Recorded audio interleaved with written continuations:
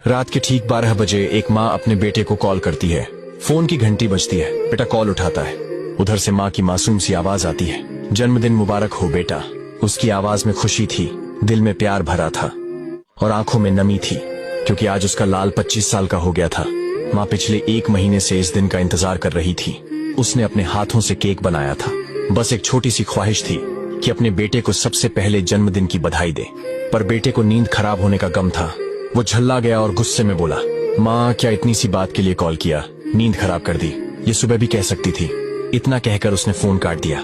माँ खामोश हो गई, कुछ नहीं बोली, बस चुपचाप अपनी आंखें पोंछ ली। थोड़ी देर बाद बेटे के पास पापा का फोन आया। आवाज भारी थी, जैसे दिल में कुछ टूटा हो। उन्होंने कहा, बेटा मैंने इसलिए फोन किया है क्योंकि तेरी माँ पागल है। हाँ सच में पागल है। पिछले 1 महीने से हर रोज मुझे तेरे जन्मदिन की याद दिला रही थी। आज सुबह से कुछ खाया नहीं है, तेरे लिए खुद केक बनाया और जिद पकड़ ली कि जब तक तुझे विश नहीं करेगी तब तक खाना नहीं खाएगी। अब तू ही बता बेटा, इसे पागलपन नहीं कहेंगे तो क्या कहेंगे। फिर पापा कुछ देर चुप रहे और धीरे से बोले, बेटा तेरी माँ तो 25 साल पहले ही पागल हो गई थी। जिस दिन तू पैदा हुआ था डॉक्टरों ने कहा या तो माँ को बचाया जा सकता है या बच्चे को।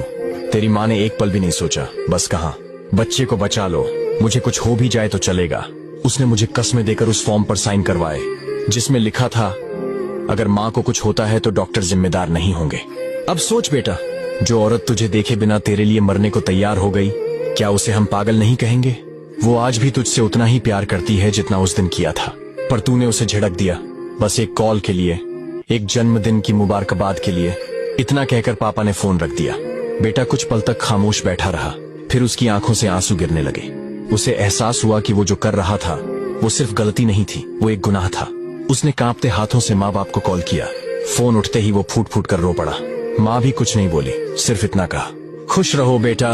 बेटे ने रोते रोते माफी मांगी और वादा किया कि अब कभी माँ बाप को दुख नहीं देगा, हमेशा उनकी कदर करेगा। अगर ये छोटी सी कहानी आपके दिल तक पहुंची है और आपके अंदर कहीं माँ बाप की याद जगा गई है तो आज ही उनसे लिपट जाओ, या कम से कम एक फोन करके कह दो आप मेरी दुनिया हो। और इस कहानी को शेयर जरूर करें ताकि और लोग भी माँ बाप की कदर करना सीखें। ऐसी ही दिल छूने वाली कहानियां सुनने के लिए